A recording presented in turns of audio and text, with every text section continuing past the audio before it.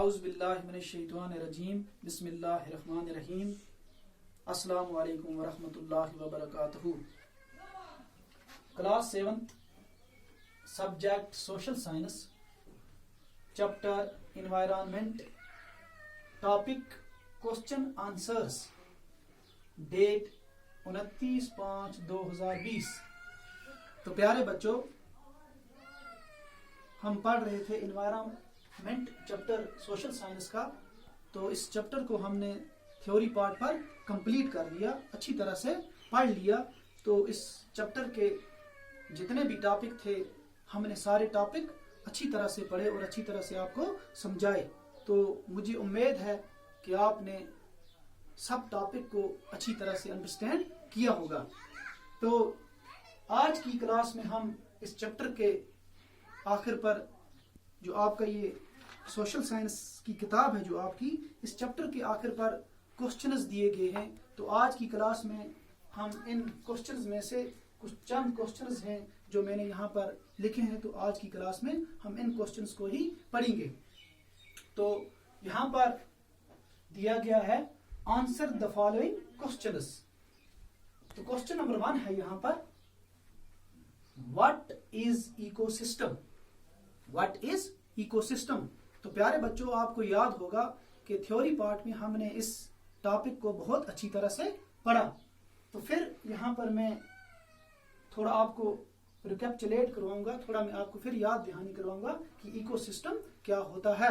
तो आंसर है यहाँ पर, an ecosystem is a system which is formed by the interaction of living and non-living things.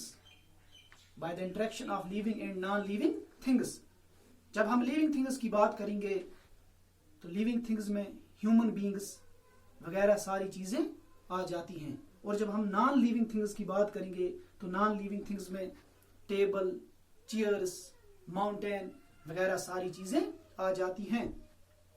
तो ये इकोसिस्टम कैसे बनता है? एक एटमॉस्फेयर डेवलप होता है जिसके अंदर सारी चीजें लिविंग और नॉन लिविंग दोनों रहती हैं, तो वो इकोसिस्टम बनाती हैं।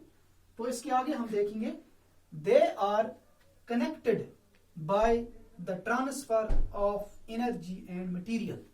Bye the transfer of energy and material मतलब जब एनर्जी और मटेरियल का ट्रांसफर होता है तो वो इसके थ्रू आपस में कनेक्टेड रहते हैं।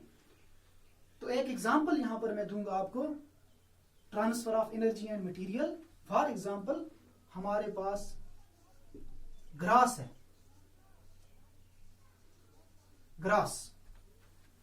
ग्रास को एनर्जी कहां से मिलती है? सन से, सूरज से। जब ग्रास को सन से एनर्जी मिलती है तो इस ग्रास को एक डियर कंज्यूम कर लेती है, हिरन। तो डियर को शेर खा जाता है। तो इस तरह से ये जो सारे लोग हैं ये आपस में जुड़े रहते हैं। तो इस तरह से इकोसिस्टम में जितने भी लिविंग और नॉन लिविंग ऑर्गेनिज्म रहते हैं तो वो bye the transfer of energy and material, तो वो कनेक्टेड रहते हैं bye the transfer of energy and material. तो इस तरह से ये जो transfer of energy and material है तो इसके थ्रू आपस में कनेक्टेड रहते हैं। तो क्वेश्चन नंबर 2 है यहां पर हमारा, what do you mean by natural environment. Natural environment क्या होता है? आंसर है यहां पर, the natural environment is encircled by world of living organisms। यहां पर लिविंग ऑर्गेनिजम्स की एग्जांपल्स दी गई है।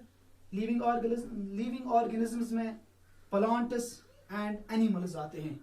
And world of non living things. तो नॉन लिविंग थिंग्स में कौन कौन से आते हैं? एग्जांपल है यहां पर लैंड, माउंटेन्स एंड रिवर्स। तो ये जो नेचुरल इन्वायरमेंट है इसके अहाते में कौन कौन सी चीजें आती हैं? लिविंग ऑर्गेनिजम्स और नॉन लिविंग थिंग्स। तो लिविंग ऑर्गेनिजम्स की मैंने आपको यहाँ पर एग्जांपल बताई, प्लांट्स एंड एनिमल्स, और नॉन लिविंग थिंग्स की एग्जांपल यहाँ पर है लैंड है, माउंटेन्स हैं, रिवर्स हैं, एटसेट्रा, और बहुत सारी भी चीजें नॉन लिविंग थिंग्स की एग्जांपल्स हैं।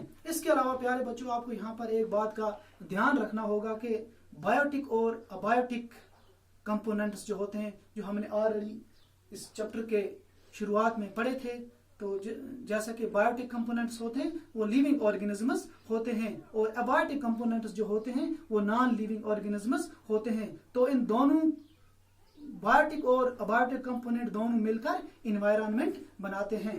तो आज की इस क्लास में बस इतना काफ़ी है।